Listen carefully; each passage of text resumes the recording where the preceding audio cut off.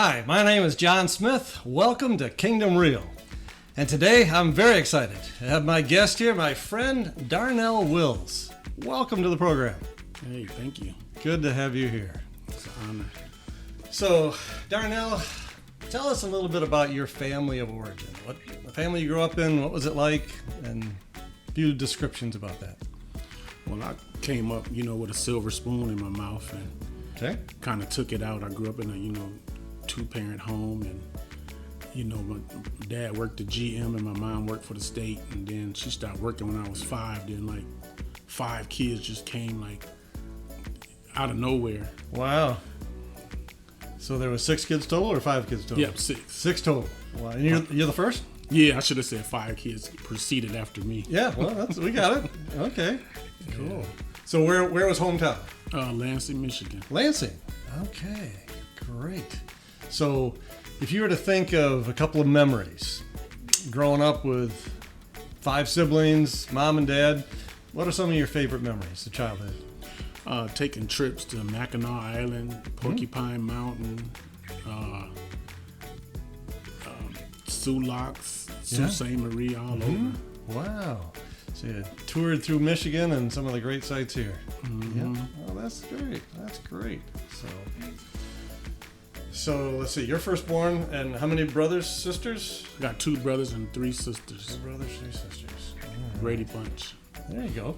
There you go. Well, that's good. So if you were to think back then, as you journeyed through life, teenage years and after, how did that go for you? Well, my teenage years didn't go too good because, like I said, I took the silver spoon out of my mouth and ventured down a dark road. How old were you when you took the spoon out? Probably 13. Ah. So what do you mean by that? You took the silver spoon out?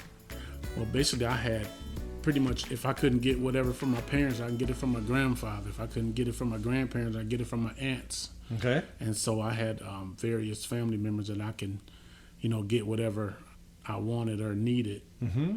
And so I just proceeded to start smoking weed and getting kicked out of school and drinking and just stealing and just doing everything that was contradictory to the way I was raised. Wow. If you look back, can you pinpoint a turning point or why did you take that path? Any ideas on that? I think when the other kids came, it kind of took away from me. And me being the oldest and the only child for 5 years, I was developed a selfish attitude. Okay. And character. And so if I didn't get the shoes that I wanted at that time, I was like, okay, no problem. I'll just go steal some. Okay. So that's about 13 that starts. And how does that play out over time? Well, I was in and out of juvenile facilities and just doing everything that I could to keep my mom sad and crying, and it just was a bad place to be in. Now that I'm older, I wish I could do things over again. Oh, yeah. And help her with my siblings versus add more unnecessary hurt. Sure. Yeah. Wow. Looking back, was your family family of faith? Were they believers? Not? Where was that in your growing up? Well, my parents started attending church in 1974. I was 4 years old. Okay. So my dad, he used to party right before that, but after he came to Christ, he stopped partying. And okay. So we attended church on a regular. Mm-hmm. So were you still in church when you were acting out? Was that still part of the thing, or did you pull away from that also? Yeah, I pulled away from that at 16. Okay. Because I always was a very vigilant person. Mm-hmm. So I saw some things that really wasn't matching up. Even though I didn't know God in the way that, I should have by as much as we attended church. Okay. But you were seeing some inconsistencies in others? Yeah, things that just didn't match up to what was being told versus being showed. Yeah. So where did your journey go after that? How far down that road did you go? As far as the dark road, I went pretty dark where I ended up being homeless by the time I was 21 because I just refused to do what I needed to do in order to stay with my parents. Okay. And so I just proceeded to do, like I said, what I wanted to do, and that just really caused conflict in me staying at home when all I had to do was just straighten up and fly right. Okay. So if your parents were able to comment on that part of your life, what was it like for them? They probably would just shake their head. Okay. Yeah, it's one thing that really hurt me the most when I stayed out all night. I think I was like 15. Went over a lady friend of mine's house, and the next morning I called my mom to pick me up, and she just started crying like, "Don't do that to me. You know, I don't know whether you dead or alive." Oh, wow. So I'm up all night wondering what's going on with you, and that was the first time I ever seen my mom cry. Wow. So that impacted you, At that moment, but it didn't last. no. Okay. All right. So, where did it go from there? I had a daughter, Okay. and so I really had to get myself together because I recognized I done brought another life into this world. So I went and got 2 jobs, and then my friends, they approached me. I had some of my friends were the biggest drug dealers in Lansing, Okay. and so one of my friends asked me one day, could I get something for them from my friends? Okay. And so I was like, no, I don't need to do that. You know, I got 2 jobs, and plus they had, you know, cars, motorcycles, everything, so I didn't have to do that because I can just get it from them. Okay. And so one day we was sitting around drinking, and I asked them, I said, man, what is this right here? And they was like, oh, I could sell it to you for this, and you could sell it for that.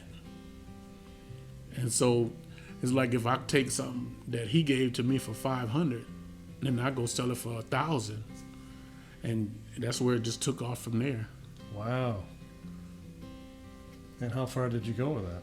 Oh, I did that for years. Next thing I know, I had my own little, running my own little caper, you know. Had your own side business. Yeah. And I eventually quit my jobs and just, you know, because I was working at Holiday Inn making $5 an hour. And I'm like, so I can make more than that doing nothing. So I quit. Okay. All right. Yep. So, what was that like? Give us a little insight for those maybe who haven't had that kind of experience. It would have been scary had I not, you know, drank even more, because I stayed drunk to, you know, to keep my mind off what I really needed to do. Oh, okay. So I was intoxicated most of that in that era, to where I didn't really have time to really sit down and think about what I was doing. Okay. And where did that all lead? Basically led me to getting robbed and having a gun to my head, and, you know, just laying there thinking, you know, hey, either I said I can't say I didn't know, because I knew what was right. So if this is the way I'm gonna leave this earth, this is the way I gotta go. So I actually took responsibility for what I was doing, because Okay. I knew it was wrong. Yeah. But before that, I had my family, I had my daughter and her mom in the house, and so I didn't necessarily think about the harm I could have brought them until after I got robbed, and it was just like everything started crashing in on me, and I heard an audible voice saying, God telling me either I give him my life or he's gonna take it. Wow. Yeah. Wow. Did that, so when you heard the audible voice of God, you had enough around to know that's who it was. Oh yeah. So tell me a little bit more about that experience. What was that like? I was very frantic and very messed up and traumatized after having that gun to my head, laying there on the floor in the basement. And so I would go over to the girl's house and I would look in the closet, just paranoid at all times, because that was, like I said, very traumatizing for like 6 months. But yet and still, I was still dealing drugs. Yeah. And so I started attending church. And so after then, I started hearing the word and started being convicted. Okay. And so things just slowly but surely started falling up off me, and selling drugs was the main one. Because what happened really was I was dealing cocaine to some guys that they was big time heroin dealers. And so they got caught up and got like 30 and 40 years. And I remember saying, Lord, if my name is not mentioned, I promise you I won't sell nothing else. And so right after I said that, my phone rang. And it was God saying, No, it was actually the devil asking me, hey, what's going on? And I was like, well, I'm out for the season. Because we talked in codes on the phone. Okay. And so he's like, man, what do you mean? I'm like, just what I said, man, I'm out for the season. Because I just had like three minutes before that phone call, made a promise to God. Wow. Yeah, so that was, I haven't dealt drugs since 2005. So you kept that promise. Yeah. Awesome. Because one thing about it, I always kept in mind what I asked God for, because I believe that'll be a slap in the face for me to ask God to take something away from me, and then to turn around and go back to what I asked him to take away from me. Wow. So that was a real turning point for you. Yeah. And then what happens after that? I just got more into Christ and just, start learning who he was and how God operates. And, Yeah. because I went through a season of having to learn how to trust God, because I came out of the streets, but I always had a job though. So once I came out of the streets fully, my job ended and it moved to Lake Orion, Michigan. Oh. And so I didn't want to move with them. And so I just got unemployment and got in a motorcycle accident right after that. Oh, no. So I couldn't work. And so I ran through all the money I had stashed. And, I still had this spending habit, but didn't have the money coming in like that. So I ran through my 401k, my IRAs, just spending foolishly. But I know now that God had put me in that position so I can learn how to trust in him and not my own ways of making my own means. Wow. So at this part of your story, how old is your daughter at this point? She's that was like 2005, so she was 13. Let me see, she's born in 92. 2005. Okay. Yeah, she's like 13. Yeah. Wow. Okay, well, that's quite a turnaround. So what comes next in your story? Oh, shoot, just getting closer to God and just growing and just really enjoying who he was and him doing what he said in his word. Because through that transition, like I said, me learning how to trust God, my brother was an accountant at that time. Okay. And so I had my phone in my hand and I was like, God, I'm going to trust you. I'm not going to call nobody and ask nobody for nothing. Because like I said, my family was well off. I had a brother that played basketball overseas and a brother that was an accountant in Maryland. And like I said, of course, my parents and my grandparents and aunts and uncles. Yeah. And so I just said, I'm going to trust you, God. I'm sitting there with the bills on the table. And like, God, I'm going to trust you. So my brother had did my taxes that year. Okay. Matter of fact, it was Christmas when he did my taxes. He was in Lansing for Christmas. And so I knew that they was going to take my federal because I was behind in child support arrearages. But I went down to the mailbox and lo and behold, there was my state taxes. And I was able to pay my bills and put some money in my pocket. So after then, I didn't have no problem trusting God because he showed himself. Really came through for you. Yeah. Wow. That's great. That's great. So as you look at that, learning to trust God, what are some practical ways you started living that out? By basically believing and trusting in his word. You know, like, seek ye first the kingdom of heaven and all his righteousness to be added unto you. Yeah. And I started seeing how things were added unto my life when I trusted him on a whole nother level, because shortly after that, after I healed up from my motorcycle accident, I got a job at the post office. Okay. Yeah. And so I was making $9 an hour as a temporary. And so then I got hired as a mailman making $20. Nice. Yeah. Nice. How long were you like walking a route? Yeah. Yeah. How long did you do that? 7 years. 7 years. Mm-hmm. Good exercise. Yeah. Okay. So, well, I know you have a passion for men and women who are incarcerated. Mm-hmm. And you love bringing resources and ministering to them. Where did that come from? It's almost like when I came to Christ 2004, and then in 2006, it was like God just told me, like, look, you messed a lot of people up with the life that you was living, selling drugs. So now you go and fix them up. Ah, okay. And so I remember actually going to the YMCA, taking our daily breads out of the basket there. They had them stacked right there, and handing them out to people. Nice. Yeah, and then, like I said, doing prison ministry, that just really, took me to a whole nother level, because I was preaching the word on Sundays, and one of the guys, he approached me about facilitating classes through the week. Okay. And so one of them was communication, the other one was building bridges and boys to men, and I forgot the other one. Okay. But yeah. Wow. So that passion is just continuing to grow. Yeah. Okay. All right. Where would you like that to grow to?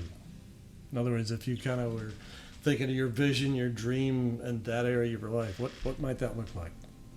I would want to see more ministry in the streets.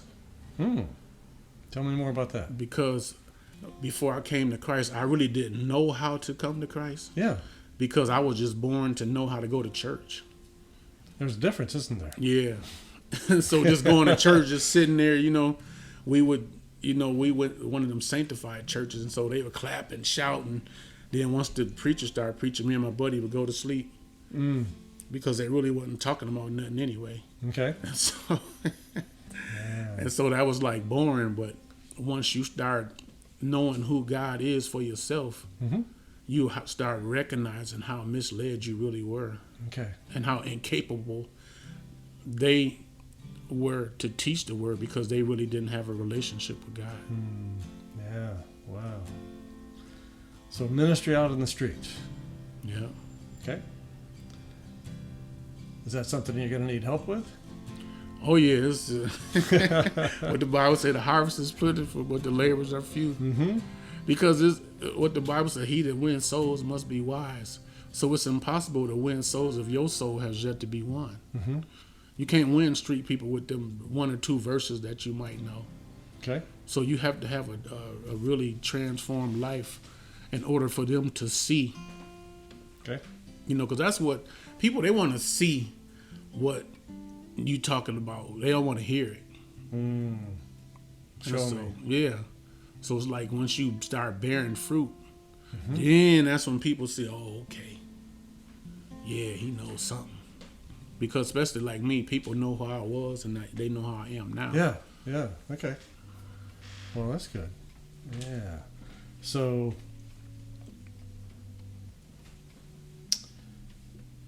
what is your street ministry vision like? I mean, help me understand what you're doing, what you want to do, what others might be able to join you in, and where do you do it? Do you do it here in the Grand Rapids area? Do it in Lansing? Both? How does that work for you? Wherever I'm at, I see a gang of guys hanging out, and just go talk to them and just hand out the devotionals, because I recognize how much those devotionals meant to me then. Okay. And so I know how it really just geared my mind for change. And so I know that's what people, they want something, that's tangible in their hand and they can read, and have. Like, oh, I done seen people cry. Wow. When I offer them a devotional, like, I can have this? Yeah. No, you can have 2. Oh, that's awesome. Yeah. That's great. So if you were thinking about what makes Darnell come alive, what just puts wind in your sail and joy in your heart? I find myself at peace when I'm meeting the needs of others. Okay. Yeah. That's what brings me to... I'm like underdog. I'm just a regular shoe shine boy. But once, I see somebody in need, I go in my little phone booth and dun, dun, dun, dun, I'm dating myself on that. Yeah. Right. Those are hard to find now. Yeah. Wow. Okay. So that brings out the best in Darnell. Yeah. Just loving on people where they are and giving them devotionals that will touch their heart that they don't have to pay for. Somebody else did, and you make it available to them. Because especially like when you see somebody that has made a conscious decision to no longer want to do what they're doing. Because like me in the streets, we knew people that went to church, but we didn't know nobody that was out there selling drugs and hanging that actually came to Christ and changed. Oh, okay. So I had one buddy, he came out the streets first, and then me, then his brother. Now all three of us are preaching and teaching the gospel. Wow. In the street. Yeah. I like that. So I've seen some people on the street with the, kind of the megaphone and a little box and, kind of just preaching like that. My guess is that works for some people. Your approach is probably different. Yeah, like I said, my thing is more bearing much fruit. Okay. Because fruit speaks. And when you bearing fruit, the more fruit you bear, the less you have to say. Yeah. Okay. Good fruit does the talking for you. Oh, that's good. That's good. So, okay. So any other parts of your dream that we could just pray that God helps come true in your life?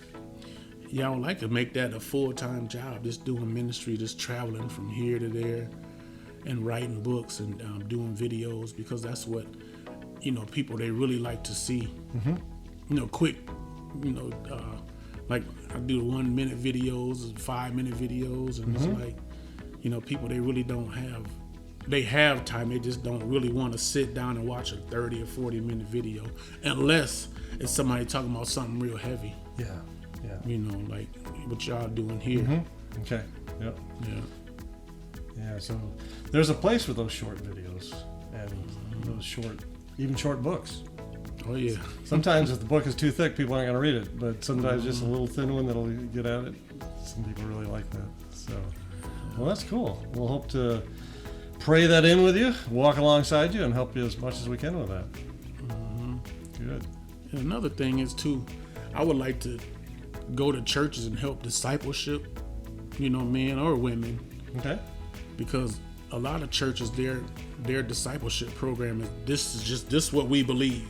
Their doctrine, their denominational teaching, or their organizational teaching, but they're really not discipleshiping the people where they can be more, will come to Christ and make him the Lord of their life and become anchored in the Lord. That's what's missing in churches today. So if a church wanted to invite you in to do that, what would that look like? What would you do that would help them? First of all, sit down and see where the man is at and identify where areas they might be struggling in or are unable to understand that next move or that next place that they would like to go in him. Yeah. So you go meet with them, ask them questions, get to know them, and then kind of come up with an assessment of what would be helpful to them after that. Yeah. Okay. Good. So if you had a message of hope, maybe think of a couple categories you work in. A lot with people that are incarcerated, and then a lot of people on the street. We have just a few minutes left. What kind of message of hope does Darnell Wills have for people in different situations like that? What would you say? First, you have to make a conscious decision that something is wrong, and identify the issue and address it. Okay. Because if not, you're just going to be going through life blinded and just going, like a dog chasing his tail. Study asking other people, how can I change? Yeah. When the change lies within you, and your ability to see that something is wrong with you. Okay. All right. So first we have to see that there's something wrong, then what? And then identify it, chase it back to childhood mostly. Because a lot of us struggle from mother or father issues. Okay. Everything's basically off childhood trauma. So once you can trace that back to where this is what triggers me, this is what made me feel like that, and this is what makes me act the way I act right now. Okay. Because my mother didn't hug me or my father wasn't around or whatever the issue may be. Okay. Yeah, that's a real impact in a lot of lives. Okay. What happens after that? Well, basically, you just connect with some real kingdom people, Mm-hmm. not church people, kingdom people Okay. that have been there and took the proper steps and precautions to understand God and fully trust in Him and walk uprightly before Him and man, according to His word, not what you've been taught or what somebody wants you to think. Mm-hmm. And really allow that to take precedence in your life. Well, that's cool. So, do you have any of your books with you? Have you written any books? Yeah, I got 3 actually. You Just do? one came out today. Well, why don't we take a look at those a second? Yeah, I'm very happy. I'm writing the 4th one right now. Awesome. Yeah. I think we have like 2 minutes? Yeah. All right. Yep, this is my 30-day devotional. Oh, Okay. well said. We're just going to take a break and then cut in, or just keep going? You can just keep going. All right, cool. Show it to that. Show it to this camera here. Yep. My 30-day devotional, well said. I would not have you ignorant. And then this one is Who Really Cries. It's my journey from the streets to church to the kingdom, because a lot of people get stuck at church and can't advance to the kingdom. And this one right here is the wrong side of right. It's a mental aspect on why people can't really grasp the things of Christ and to move forward in God because of, like I said, wrong teaching and denominational and organizational doctrine. Or another ignorant man taught another ignorant man that taught you. So that's why it's so important for you to know the word and the mental aspect of not only coming to Christ, but making Him the Lord of your life. What would be an example out of that book? Can you This tell one right maybe here. one story in there or something that would just kind of help somebody understand what's inside there? This one right here is it's like the Bible.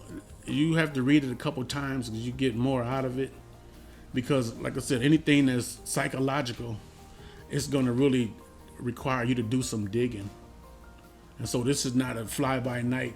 It looks light and little, but it's heavy once you open it up and start seeing what's being said on the inside of this. Because it will really align and blow your mind at the same time. So this is something that is That's needed good. in the kingdom. Good. So we'll make that available in the description as to if somebody watching this wants to get that, we'll make sure that they can get in contact with you and get a copy. How's that sound? Okay, they should be out on Amazon here soon. Well, out on Amazon soon. All right. Well, I've read both of these, and they're really, really good. This one I haven't read yet because it just came out today, but I will be Yeah. reading that soon. And I would echo what you said about that. It's profound. God really gave you some insights into that are strong and valid and need to be said. So thank you for putting all those together. And may God bless you as you continue to write more books and devotionals and things that are going to help people as you share God's word, as you share your story. So thank you so much for coming and being our guest today.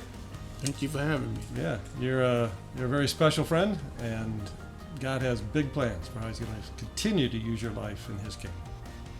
Man, Amen. see that. Good. Well, I'm John Smith. Thank you so much for joining us for this episode of Kingdom Real. We love you. Jesus loves you. And come back soon.